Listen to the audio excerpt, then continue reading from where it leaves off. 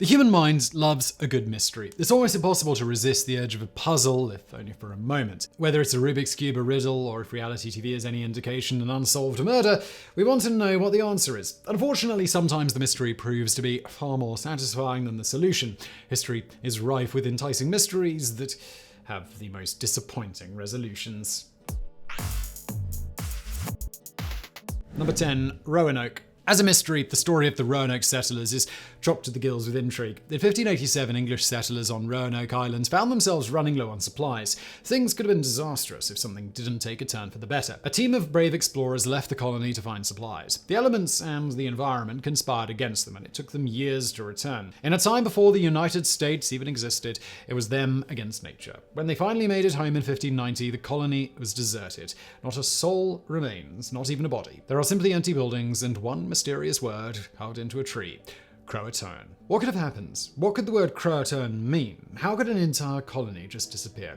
It was so interesting they even made a season of American Horror Story about it. The problem with the mystery presented this way is that it leaves out some very important pieces of information. The first and most significant is that the word Croatoan is by no means a puzzle or gibberish. It was the name of a tribe of natives who had lived on the island and had proven to be remarkably friendly. There is an abundance of evidence that shows the colonists, running low on supplies and unable to wait for the return of their explorers, just moved in with their native friends. They joined the tribe, welcomed as friends and neighbors. The fact is, the colony was never lost. They moved. Archaeologists and historians confirmed it. The idea that anything mysterious happened was born years later, and not without a tinge of racism behind it as well, suggesting the indigenous people were the villains here. Number 9. Bermuda Triangle. The Bermuda Triangle has long been one of those mysteries of the world that seems to exist alongside stories of Bigfoot and crop circles. It's a zone of mystery in the sea where, if you sail into it unaware, you may never return. It's spoken of like a portal to another dimension from which boats could never return. Later, as science tried to be applied to the phenomenon, it was posited that the triangle was a mysterious zone in which no compass would work. A ship's navigation would be rendered useless, and that's how so many vessels met their fate in this dark and horrible zone. There's no evidence to suggest ships disappear in the Bermuda Triangle with any greater frequency than they would in any other part of the ocean. It's possible that compasses in a certain area of the ocean will redirect to true north rather than magnetic north, though. One of the bigger issues with the Bermuda Triangle is trying to define what and where it is. It has no actual border. No one has mapped the Bermuda Triangle. It's more of a general area, an area in tropical waters with many islands. That means the potential for many storms and shallow waters, including coral reefs. These are the kind of places and circumstances where boats sink more often, without any extra mystery needed. Number 8. The Sailing Stones. The Death Valley Sailing Stones seem truly perplexing. Out in the middle of a flat, lifeless, dry lake bed are some smooth stones that seem as mundane as anything. But sometimes if you go look, you'll see trails behind the stones. Long tracks that the stones have made in the sand. Sometimes they travel in a zigzag, sometimes they move in parallel. The trails can be very long as well, and they've been puzzling people since at least 1948. No other marks in the dirt are found around the stones, no tracks from animals, and certainly none from humans. The stones are flat, so it's not like they're rolling somehow. Some stones are up to 600 pounds.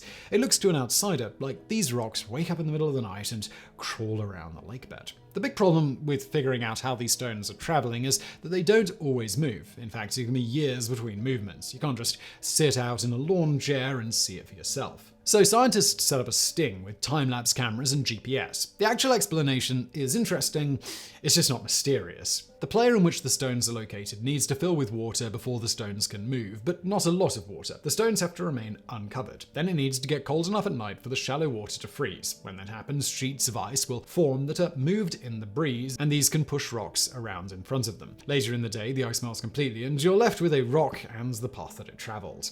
Number 7. The Construction of Stonehenge. For some strange reason, many modern humans are unhappy with the idea that ancient humans had any skills whatsoever.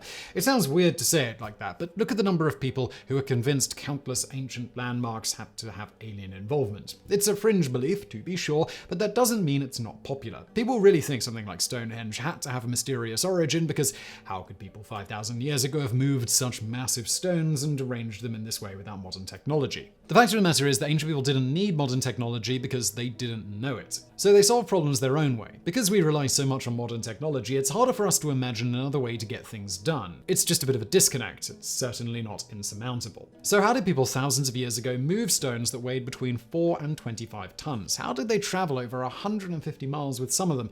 How could any of this be done before the wheel was even invented?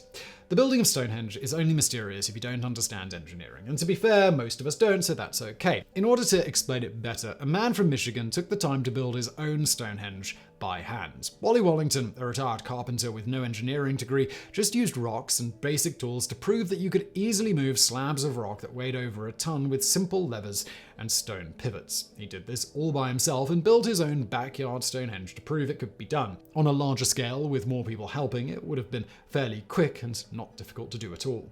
Number 6. The Romanovs. The Romanovs were the ruling family of Russia until 1918 and the Russian Revolution. Tsar Nicholas and his family were taken captive and their fate was sealed.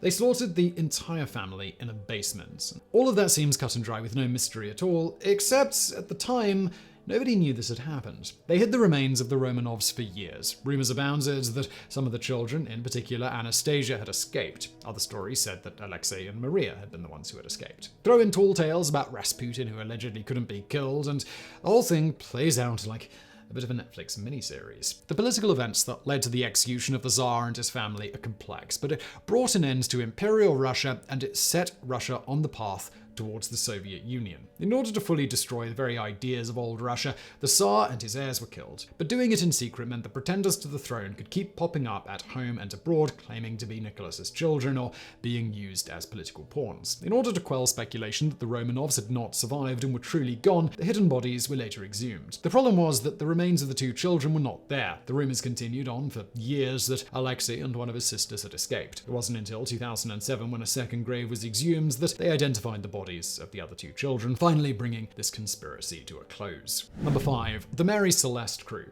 A disaster at sea is compelling to many people. Just look at the enduring story of the Titanic. We have romanticized the disaster to the point where it was literally an epic romance movie. Less well known, but still captivating to many, is the story of the Mary Celeste. The Mary Celeste was a merchant ship that set sail from New York with a cargo of denatured alcohol and a crew of 7. Several days after setting sail, another ship discovered it adrift. The sails were set in a ragged fashion, the lifeboat was missing, all the hatches were open, and there was no one on board. The captain and crew were never seen or heard from again. The ship was stocked with supplies, it was undamaged, and the cargo was still on board. If somehow disaster had struck, there was no clear sign of what it was or why it made everyone leave a well-stocked vessel that was not in danger of sinking. A sounding rod was on deck, and there was some water present, but not more than you might expect in a ship of that size. Speculation from mutiny to natural disaster to fraud and pirates were all put forward, but there was no real evidence to support any of it. The mystery endured for over a century. The theory was put forward by a chemist that could explain the mystery with the help of some interesting science. The cargo on the ship was denatured alcohol, a highly flammable substance. It's possible that the alcohol could have leaked from its barrels and ignited, causing an explosion. Normally you'd think this would set the ship ablaze and leave charred wreckage everywhere, but experiments have shown that that's not necessarily the case. A pressure wave explosion would burst out with great force, enough to set the sails of the boat into disarray and blow out the hatches, for instance. But with a burst of cool air behind it, not even a trace of soot would be left behind. Records show over 300 gallons of alcohol had leaked out. It was not a drinkable alcohol, so the crew wasn't sneaking any. With that much loose, a single spark could have set it off. A fearsome fireball would have panicked the entire crew and made them flee. In the water, they could have all drowned or fallen victim to sharks. The lifeboat was never found. Number 4. Cambises Army. Persian king Cambises II was said to have led an army of 50,000 soldiers into the Egyptian desert in the year 525 BC. The historian Herodotus wrote that the army was deployed from Thebes to destroy the oracle at the Temple of Amun. They never made it. The army made it to a desert oasis after a week, but once they left there, they were never seen again. In Herodotus' version of events, a massive wind caused the sands of the desert to swallow the army whole. It sounds like a scene from The Mummy. The resulting mystery had been unsolved for centuries. As it turns out, Herodotus was not just blowing smoke. Sandstorms are a real threat in the desert, as anyone who lives there knows, and archaeologists have discovered evidence that this is precisely what happened to the army. Remains of humans, alongside weapons and jewelry dating to the period when Cambises would have sent his army, were found near a large rock, the kind people might try and use to find shelter from a storm. The most striking find was a mass grave featuring hundreds of bleached bones and skulls massed together. It's possible many members of the army survived, but even if they did, it would have been a scattered and broken force. Number 3. Sarvo Lions. In 1996, Michael Douglas and Val Kilmer starred in The Ghost and the Darkness. The true story chronicled the Sarvo Lions, a pair of man-eaters that killed and devoured between 35 and 135 humans working on the railroad in Kenya back in the late 1800s. The final count is hard to pin down, but it's safe to say that the pair terrorized thousands of workers and killed more than their fair share.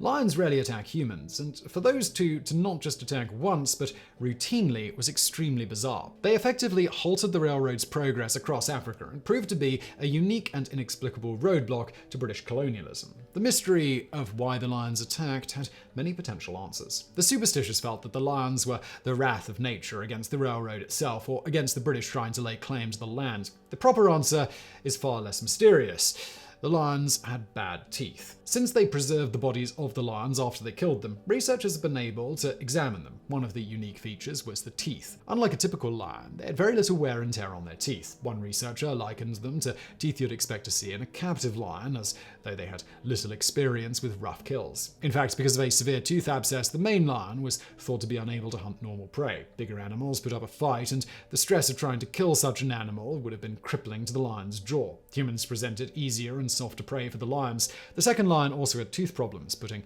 them both in a position to ignore their usual prey in favor of less combative humans. Number 2. The Dyatlov Pass Incident.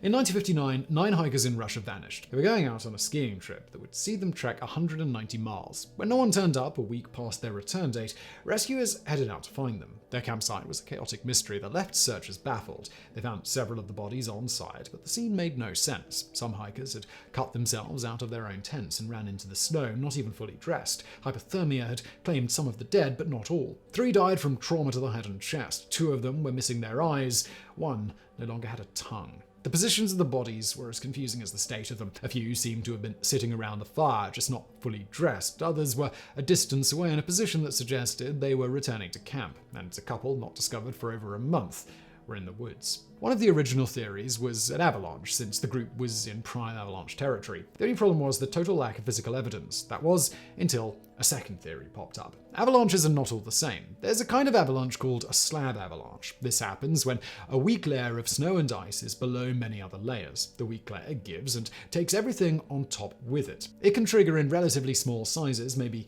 the slab would be the size of a car. But just like a car, it can weigh over a ton and travel at incredible speed. Modeling has shown that a slab avalanche could have plowed into the tents of the victims and caused the chest and head trauma that killed them. If they were asleep, that would explain why they weren't dressed. They may have survived long enough to crawl from their tents. The others may have avoided direct collision but tried to escape, succumbing to hypothermia. As for the eyes and tongue, well, that would be scavenger animals.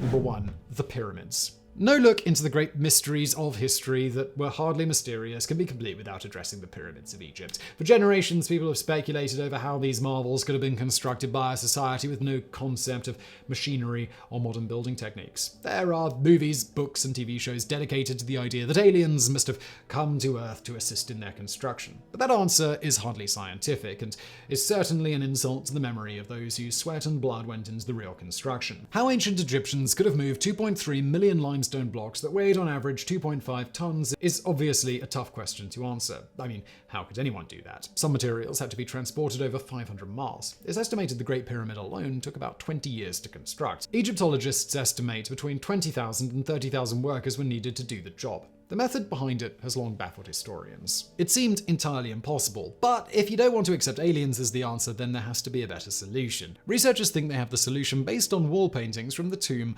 of Tehuta-Hotep. The artwork shows a person standing before a wooden sledge, the kind that was used to transport massive stone blocks. And the person is wetting the sand. After seeing the painting, a physics professor at the University of Amsterdam conducted an experiment to see how a wooden sledge traveled over sand. If the sand is dry, the sled pushes it like a plow until it builds up in front, slowing the sledge down. Wetting the sand made it rigid, and eventually the piles in front were non-existent and the sledge traveled with little resistance. It's the same principle as building a sandcastle. No water and the sand is impossible to build with. Too much water and it makes mud. But the right amount of water makes sand stick like glue, and that creates a perfect bridge for traveling on. With the precise amount of water on the sand, it would take half as many workers to push the same amount of stone. It's likely the Egyptians who also used thin layers of desert clay with the right moisture that creates a perfect lubricant. There's evidence of it between stones in the finished pyramids, indicating that it was used to help achieve the perfect final position. So I really hope you enjoyed this video. If you did and you're looking for more mysteries, why not check out my true crime podcast, The Casual Criminalist? It's available both as a YouTube channel and as a traditional audio show on Apple Podcasts, Spotify, and just about everywhere else. 2 episodes a week on that one, so check it out if you want some more content, link below, and thank you for watching.